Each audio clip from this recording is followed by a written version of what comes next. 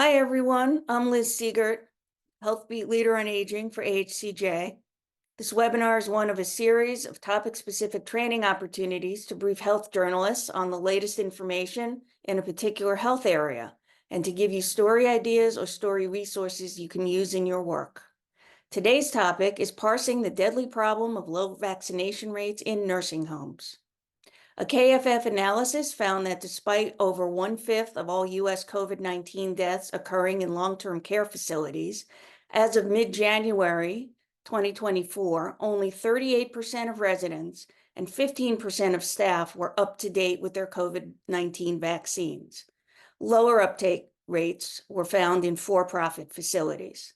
And rates by state varied from 20% in Arizona to 63% in Vermont and North Dakota. Joining us today is Dr. Anna Montoya, a geriatrician and healthcare researcher at the University of Michigan. She's a clinical associate professor at the UM Medical School who focuses on nursing home infections.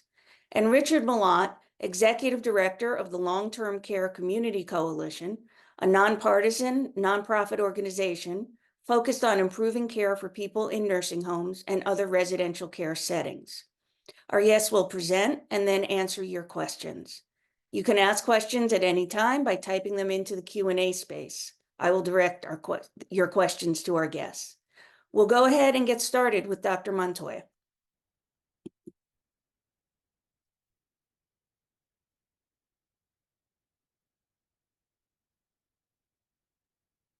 Good afternoon, everyone. Can you hear me? Okay, great. Well, first of all, I would like to thank you for the opportunity to be here and share my views on vaccinations in nursing homes.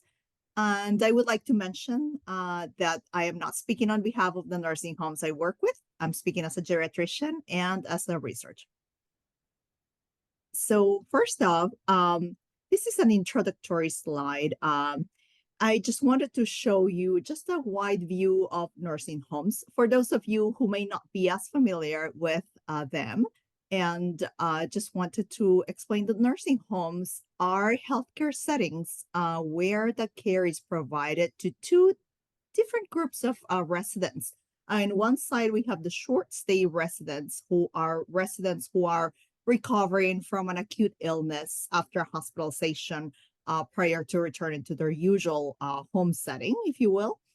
And the other group are long stay residents who actually live in the nursing home and plan to stay there for a remainder of their life.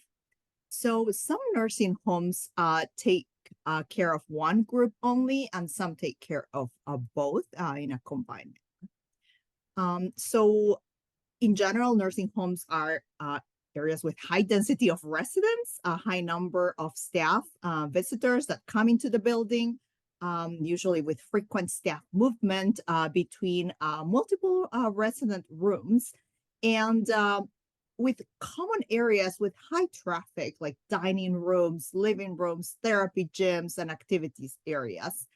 So nursing homes really are these complex places with a lot of patients and staff moving in and out of all the time.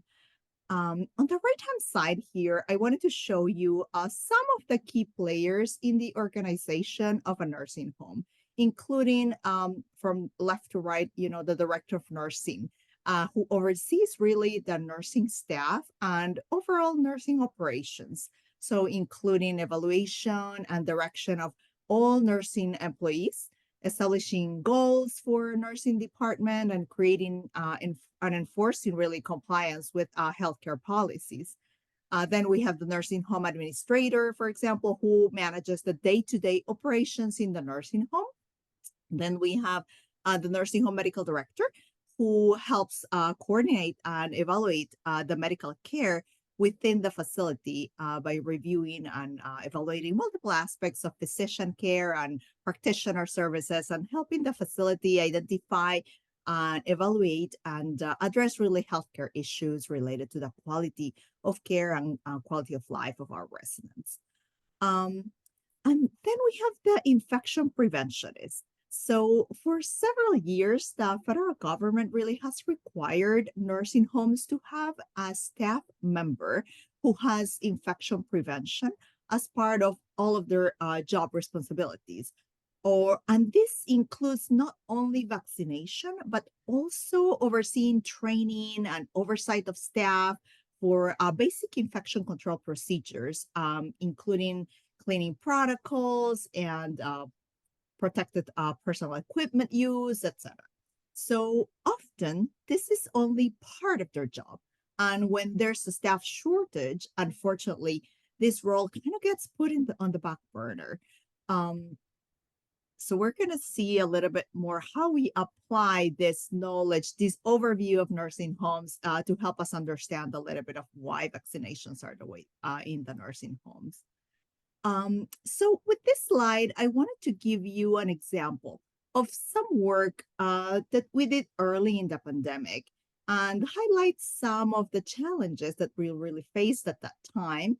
Our clinical team at University of Michigan had an established partnership with local nursing homes prior to the start of the pandemic, which was really beneficial. When the pandemic hit Michigan in March of 2020, and we encountered the first case of COVID in one of the local nursing homes, this partnership really enabled us to take steps to coordinate with multiple parties and proactively test all residents in the nursing home where the case was identified. And this is called facility-wide testing. So let's remember that at this time when this happened, there were limited resources like personal protective equipment and limited testing supplies in nursing homes. And states have different approaches really on who to test and how. So this facility-wide testing in the nursing home helped us discover who was infected but did not have symptoms, and allowed us to move residents who were infected into rooms away from those who weren't infected. And this is called cohorting. So here on the left-hand side, we use this light blue for the individuals who had symptoms and tested positive. Medium blue for those who did not have symptoms but tested positive later, and dark blue for those who became symptomatic after we did a whole facility testing. And as you can see here on the yellow rectangle, we initially identified 16 cases who had symptoms, and these were really a day or two apart from each other in each nursing home at different times, of course. And then another 10 cases, on this medium blue, that really were cases that did not have symptoms, but we found because we tested the whole facility. And after this was completed, really, is when we found an additional 3 cases of residents who became symptomatic later. This way, we were able to contain outbreaks with timely intervention in nursing homes, as we tested a total of 215 residents. And this really helped us contain and cohort these residents. On the right-hand side, I wanted to show you the multiple entities that were involved in our efforts that included parties within our healthcare system, like our hospital epidemiologists, our laboratories that really provided the swabs and facilitated testing and communicated results really timely for us, the University of Michigan Command Center that guided our COVID response, the nursing home leadership, the medical director who was a University of Michigan physician, the nursing home administrator, the director of nursing, the infection preventionist for the nursing home, the nursing home corporation leadership, and county health department that really helped us, that really played a big role in this effort.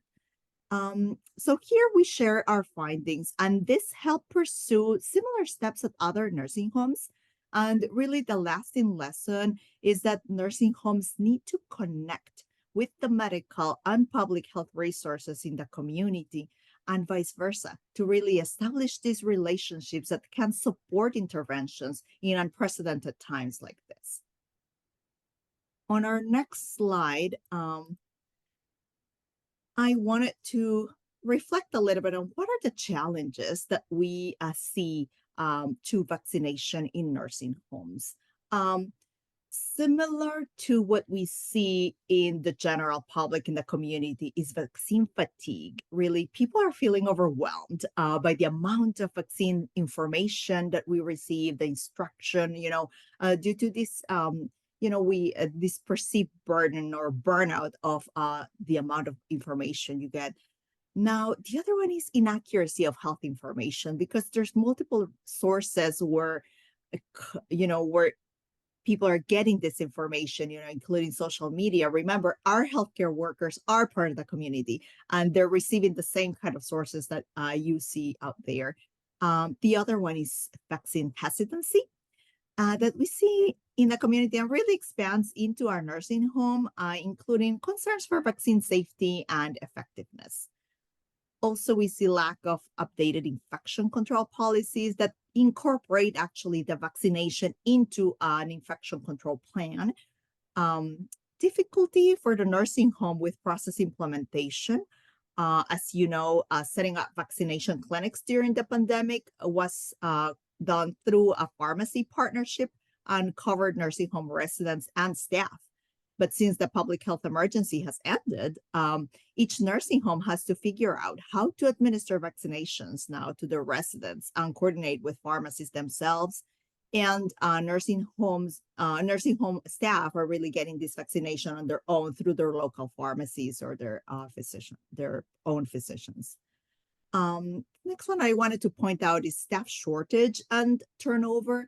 During the pandemic, we really have seen significant loss of nursing home staff and substantial difficulties really in hiring and training new staff. Many nursing homes used outside staffing agencies to fill these gaps, which had its own downsides. And as these staff are not familiar with the individual nursing home and take additional time to really learn the system. Since the administration of COVID vaccines is completed by the infection preventionist or a nurse manager, they go around, room to room with a card and start administering vaccinations to each resident. And this requires allocation of nurse time to obtain consent for the vaccination, to administer the vaccines, to keep up to date vaccination logs. And we're talking about a setting that already is facing some staff shortages. So in many times, infection preventionists are pulled to the floor when we don't have enough staff that can take care of patient care when there's a nurse shortage. The other challenge would be limited vaccine availability that we saw recently, but it seems to have improved greatly now, and poor coordination with entities like pharmacies. So even before COVID, it was a challenge to achieve high levels of flu vaccination in nursing homes. With the first round or two of COVID vaccination, everyone really came together and overcome these barriers and get the residents and staff vaccinated. But all of these factors that I'm mentioning that have this have combined really to keep our vaccination levels low for the past two rounds. In this slide, I wanted to show the proportion of vaccinated nursing home residents as of December of 2023. So this was reported, and we see that for the updated COVID-19 vaccine, it was 33%. We're at 41% as of February. And we see for influenza, we are lower than what we'd like for sure. It's 72%. And for respiratory syncytial virus or RSV vaccine, we're at 10%, which are really very low numbers. The maps are shown below with black and dark blue, really represented the states with the highest percentage of vaccination, and the line patterns representing the states with the lowest percentage of vaccination. And as we know, the new recommendation from CDC that everyone over the age of 65 should receive a second dose of the updated COVID-19 vaccine should really spur action by nursing homes starting immediately. And we know that many residents and staff haven't had their first shot even of the updated vaccine. So this is really a call to action for that too. We also need to do better with the new RSV vaccine because the nursing home population is really very vulnerable to this virus. And we need to be working now to prepare for the next round of COVID and flu vaccination in the fall. So while some individuals think that COVID infection may not cause us so much severe disease, current data really shows that our older adults are disproportionately impacted and particularly vulnerable to severe disease and deaths from COVID. So we have reports that since October 2023, for people over 75, they really represent 46% of the hospitalizations due to COVID. And for people over 65, this is 2/3. They constitute 2/3 of the hospitalizations for COVID. From October of 2022 through November of 2023, we have reports that 1 in 4 adults, or 25% of adults 75 and older who were hospitalized for COVID, were long-term nursing home residents. So our own population there. And 28% of adults 65 and older died of COVID in the hospital who were long-term nursing home residents. So this data was shared last week at the CDC Advisory Committee on Immunization Practices, or ACIP, and these are striking and should be really a wake-up call for everyone who has a loved one in a nursing home, or for journalists who cover health. We should really be doing better than this, by the 4th year of our pandemic now, and not just for people living in nursing homes, but really for everyone who is at high risk for severe illness. So here in yellow, we have this new recommendation, as I mentioned, that additional updated COVID-19 vaccine doses for people who are 65 and older. So after talking about this, how can we improve vaccination in nursing homes? Definitely a complex problem. Here are some considerations that I wanted to mention. So to provide staff and resident education, about the effectiveness, the safety, the importance of the vaccinations, to help clarify myths with facts. And really, each nursing home culture is different. And different strategies have really been described, including financial reimbursements, personal contact, story sharing, logistics support, role models, visual information, and written information. We really need to focus on promoting the vaccination and working on building trust with our healthcare workers as well as with our residents. The next one I have is improve nursing home staffing. So as we know, infection control, so our infection control or our infection prevention can actually dedicate time to this role. And nursing home are allowed time to receive the education that they need to set vaccination as a priority, to keep ourselves up to date with the current recommendations, to dedicate time to support vaccine champions, to build this trust, to keep staff consistent, to establish this communication and relationships. We know our nursing home staff really want to do the best for their patients, but we also know that they are a lower wage group of staff that have, and with high turnover, things are very complicated very easily. They do have to take care of their own families too. They cannot afford loss of wages, and really they do several, they take care of multiple jobs, to make ends meet. So all of this, I think, needs to be taken into consideration when we're looking at improving nursing home staff. Dr. Montoya, I'm going to have to ask you to wrap up here. Sure. So we have time for Richard's slides. Can you summarize the rest of what's on here? Definitely. Yes. Thank you. So thank you. So as I mentioned, nursing homes are really they could benefit from having these updated guidelines, to disseminate their infection control policies, to really receive and provide guidance and assistance really on setting up these processes for vaccinations, to make sure that this vaccine availability is not a problem, and really to try to partner and coordinate with other healthcare systems. Thank you. Okay, thank you very much, Dr. Montoya. And I'll turn it over now to Richard. How did we get here? What? I mean, it's crazy that we're still talking about this after 4 years. Great. Well, thank you. Well, first of all, thank you so much for inviting me to be here. So what I'm going to talk about is really some framework and some background for where we are and where we're going with nursing homes. And again, unfortunately, how we got here with COVID pandemic. Excuse me. And I'm happy to share these slides. I'm going to go through some of them pretty quickly because I wanted to provide some of the information that reporters often ask me. My email address is richard@ltccc.org, like the initials of my organization, ltccc.org. And we are a nonprofit, nonpartisan organization dedicated to improving care and quality of life in nursing homes and in assisted living.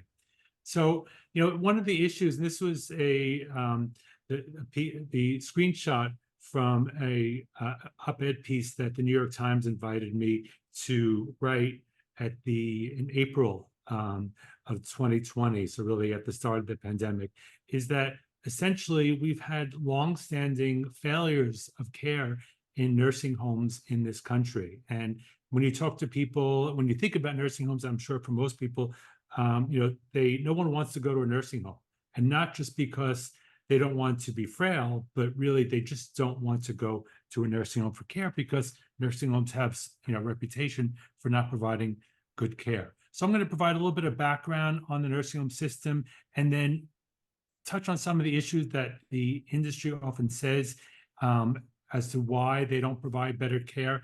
And I'll talk quickly about our study and then just hit upon some data points. So a little bit about nursing homes.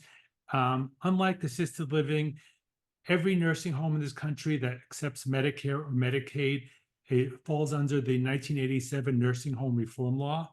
And that law was passed and signed into law by Ronald Reagan because the Reagan administration had actually tried to weaken nursing home standards, and there was a public outcry because there had been a lot of scandals at the time. And the reform law, just very quickly, in my view, is really special because it really focuses on the individual.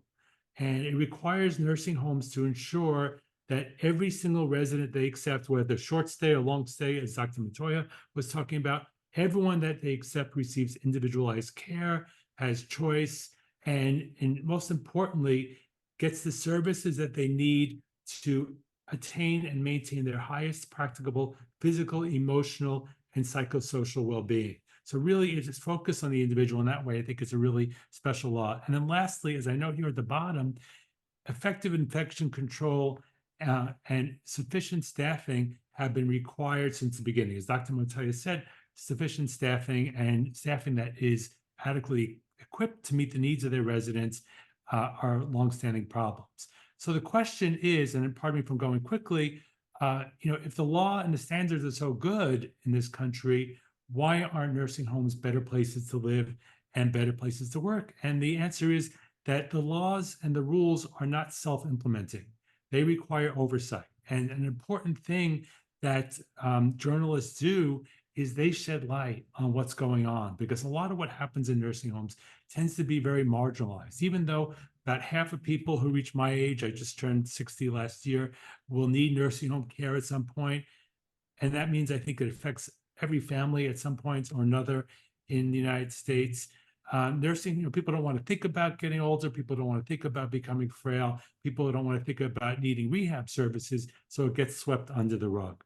But there have been studies after studies, and we've done studies over the years as well as GAO, the Office of Inspector General, news reports, of course, that show that the law and the rules are largely unenforced. This is just a cover of a USA Today did some great investigative work on this about 2 years ago.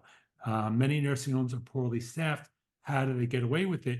And in essence, and I'll spend a couple of minutes talking about this, is that because of historically weak enforcement, and now we're really at a nadir, at a low point in terms of enforcement in this country due to COVID and also due to budgetary reasons, political reasons, et cetera, that nursing homes have become a very beneficial or opportune place, I should say, for predatory operators, for real estate investment trusts, private equity, LLCs, et cetera, to come in.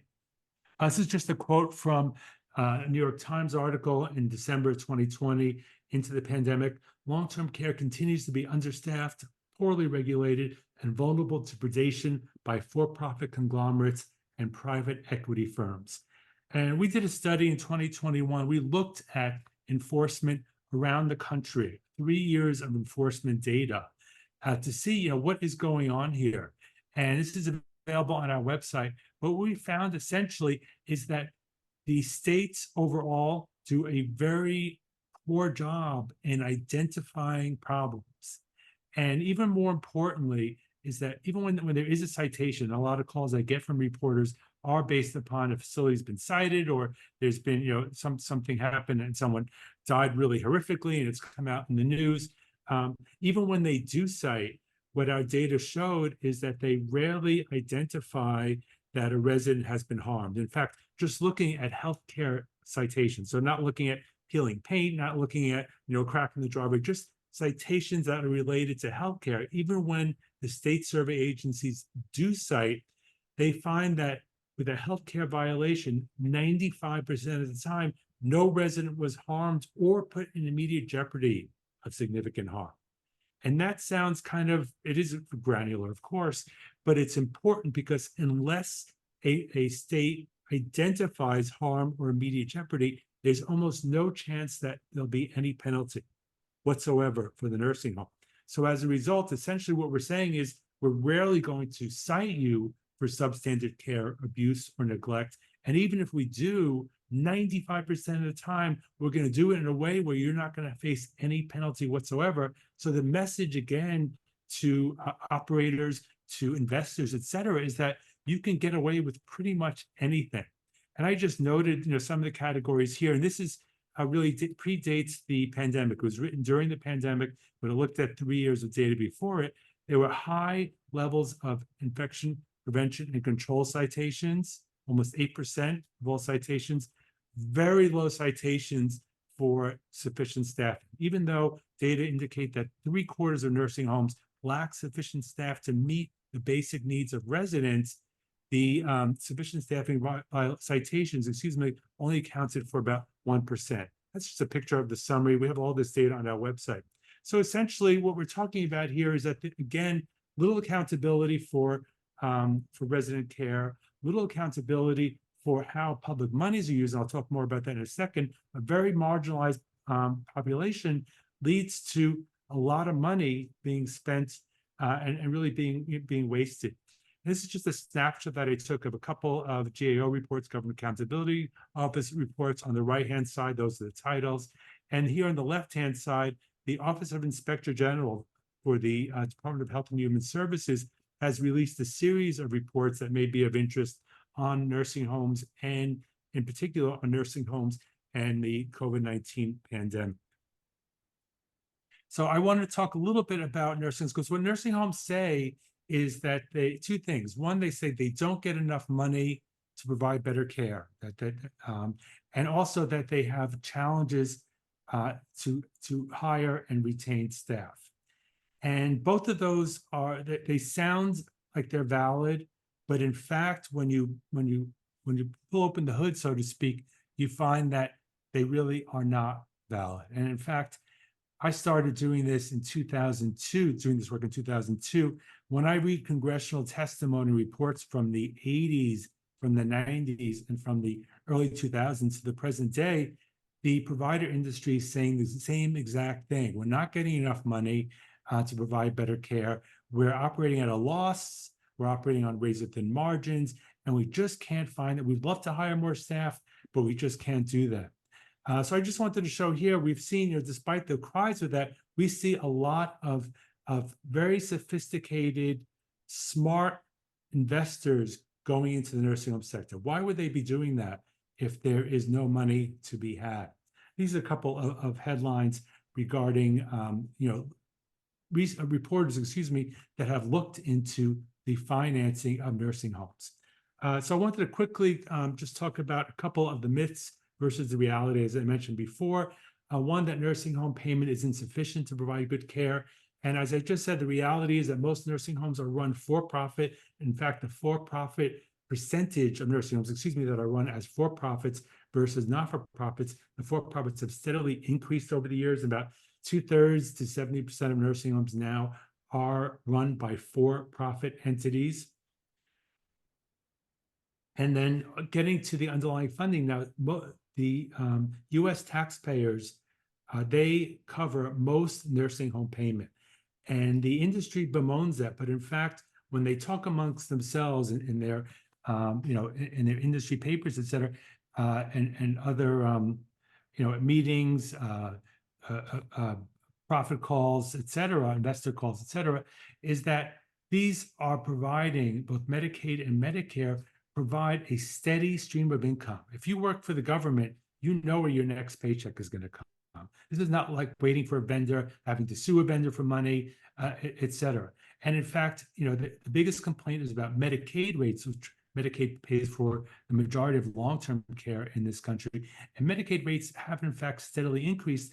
And in fact, this was written last year, but in the past year or so, the Medicaid rates, states have increased their Medicaid rates substantially because of industry lobbying and because of the catastrophe that we saw in the during the COVID pandemic.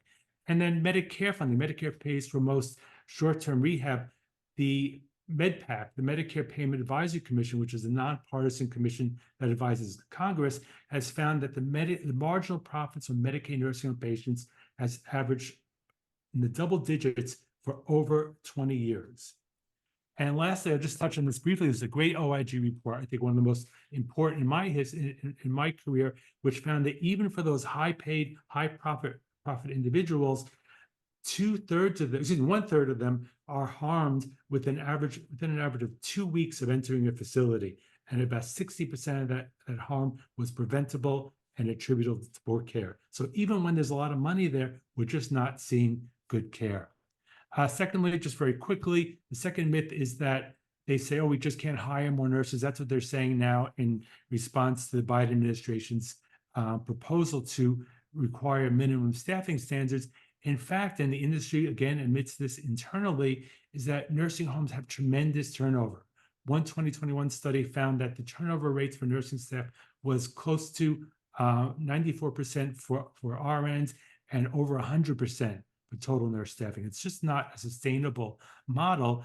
But to be honest, it's not sustainable from a consumer perspective, but it is sustainable if you want to keep a steady influx of new staff coming in. If you don't care about having low staff, then you're always keeping people at an entry level of salary, and that really serves a for-profit entity. I'll just spend half a minute talking. We just released a study with several academics at Cornell, University of California, that looked for the first time at nursing home financing based upon their cost reports. It's available for free through Sage Publications.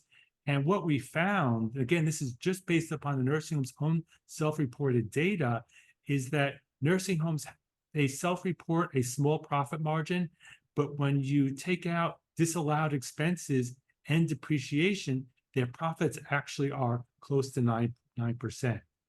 And that's just what they're admitting to. As a number of studies have found now, and there's a new study actually that just came out this week, a new academic study, is that many nursing homes, we found about 77% of nursing homes use related party transactions to hide profits. So there's a very complex situation going on here that really underlies the notion that they're not getting enough money. So I'm going to skip through the rest of our study because I wanted to just point out a few of the data resources that we provide quite often to reporters.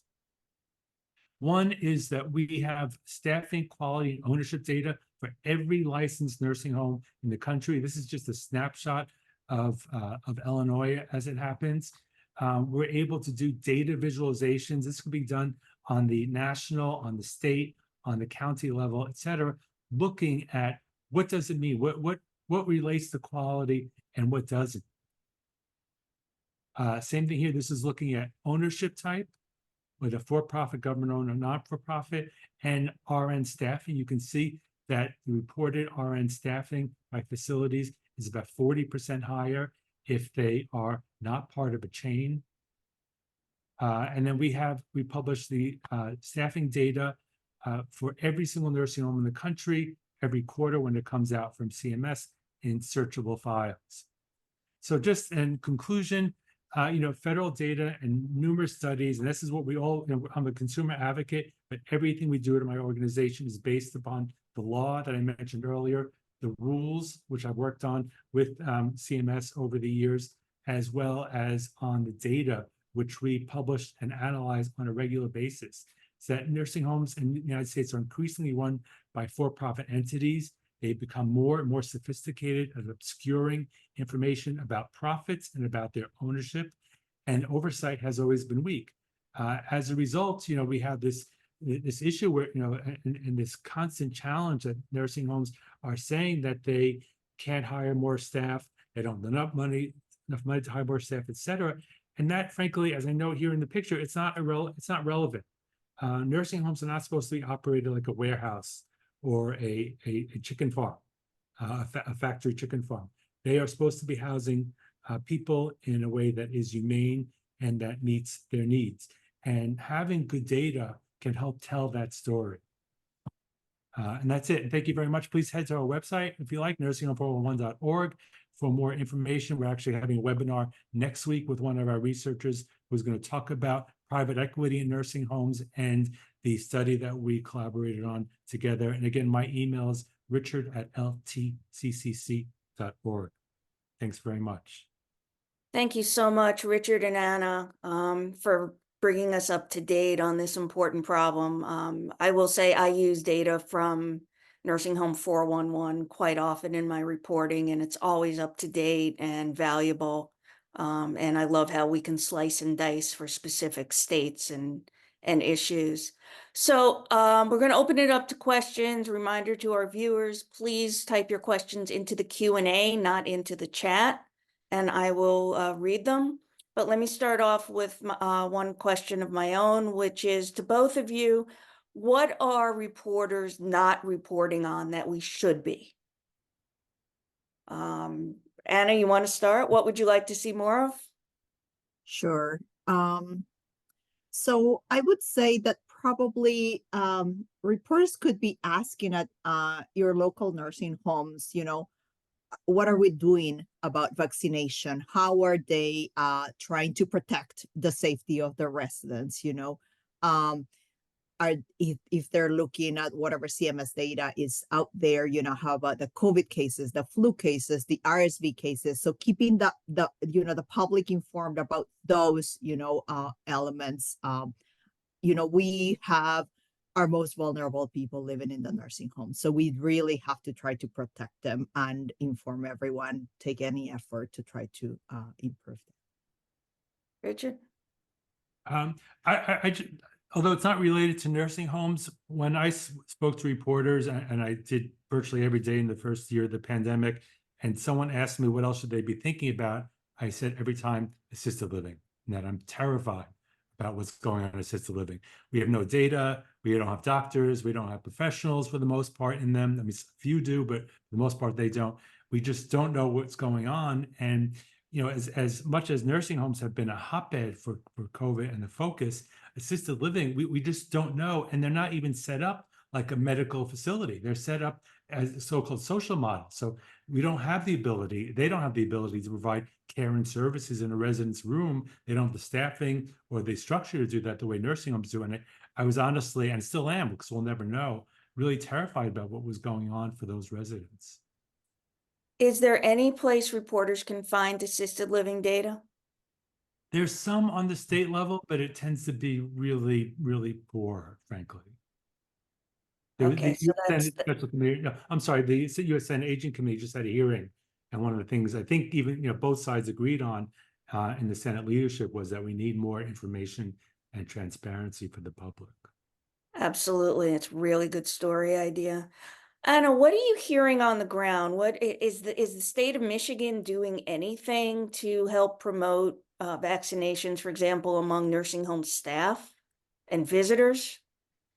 So what we're hearing that definitely our rates are lower than what we want, right? For sure, there is this system that the nursing homes are working towards residents, but we're only covering half of them, right? We're vaccinating some of the residents. We're not even we're moving very, very slowly. And we really hear quite a bit of hesitancy. Many of our nursing home residents are not capable to make decisions about their care. So they really depend on their family members, and they depend on whoever is presenting the vaccination to them, really, to try to help them understand what the vaccination benefits are. So I think there definitely is room to improve there. We have multiple efforts, through vaccination clinics and things like that, and trying to provide some interpretation services, and then offering transportation for vaccinations. But specifically for the nursing homes, I think that we need to look much broader. We need to understand that it's these are residents who have limited are limited to the setting where they are, to the people they have around them, and they're unfortunately the most affected with higher hospitalization rates and higher death. Richard, I also wanted to ask you about a recent OIG report that said that CMS has to do more to up the vaccination rates, improve infection control, and so on. They're not really finding a lot of homes, or they're not, they're slap on the wrist if they're anything. How do we get the owners, the private equity firms, even the mom and pops to pay more attention to this? I mean, that's a great question, and I think it's a tough question too. As I mentioned before, we have a variety of different data now, and what I noticed is that we were able to drill down to from the mom and pop to the corporate and different types of LLCs versus chains, et cetera. And there's real variation. So it really varies by what, by community and what is going on in the community in terms of different quality outcomes, which I'm sure relates to COVID-19 as well. So I think there are different pressure points. We haven't used really very many of them at all, to be honest, which is, a lot of our work is focused on the lack of oversight, the lack of penalties, et cetera. I mean, we don't want to punish providers, but we don't want providers to punish residents either. And so how do you wield the amounts of power and money that the government has to get providers to do good is I think an ongoing issue. But sorry, not a great answer to that, unfortunately. Well, it's a question of, how do journalists hold nursing home owners and private equity firms accountable? Does it take going to each individual nursing home? Because there are some decent operators within the bunch, although they're few and far between. How can we do more to hold these people accountable, I guess? And we'll make this the last question because we have to wrap up, but I'd like to hear from both of you on that. Anna, you want to start? Sure. So how do we hold them accountable? I think that we use potentially multiple metrics, like Richard was mentioning. Yes, we do have state surveyors who come and try to check quality. But yes, I agree with you. There are many things that are not even shown, in the full report. Is not necessarily showing the whole story. I think that nursing homes need to be accountable for providing the education to their staff. I really worry about what you just mentioned, and I hadn't necessarily thought it that way, like you, Richard, in regards to staffing and how some of the nursing staff is held, at this entry level with lower cost, and really adding up to their own burnout, to really having to learn the system. I am on the ground. I talk to nurses. I see how much they care about Mhm. their residents of how incapable of doing certain things, how frustrated they can get because they cannot make it work for them, because they could spend hours and hours and hours after their shift to try to do things better. But that is unfortunately not always recognized by all of the corporations, larger corporations that really need to have some skin in that game. So it's really a complex situation. Yeah, thank you. I would say I agree, of course, Dr. Montoya. I think also that reporting makes a huge difference. I mean, things happen in this country because of reporting. Obviously, big outfits like the New York Times, Washington Post have an outsized role, but I think local reporting is tremendously important in this area, and there's so much because of that community connection. There's so many opportunities to do that. And I would say, bringing it back to the policymakers. Like in New Jersey, the comptroller recently required that a nursing home operator that had some very significant issues said that he had to divest himself of his other nursing homes. Excuse me. So it's not just because even like $1 million fine may not mean that much to a big company that's just making so much money off of low staffing. But if you say you're going to be cut out and you're never going to be allowed to come back, that's meaningful. So there are different things. I think talking to people like us, either that are working in directly or that are observing these things, can be really helpful to see what is going on and where are the leverage points for reporting. Well, unfortunately, we're going to have to stop it there. I want to thank all of you who tuned in today. If you joined us late, you'll find the recording of this webinar at healthjournalism.org in a few hours. And once again, I want to thank our presenters, Dr. Anna Montoya and Richard Malott, for taking the time to share their expertise. We'll make the slides available as well if you're interested, and AHCJ will continue to bring you webinars on a variety of health topics as a perk of your membership. Thank you for joining us today, and good luck on your stories. Thanks very much. Bye-bye now. Thank you.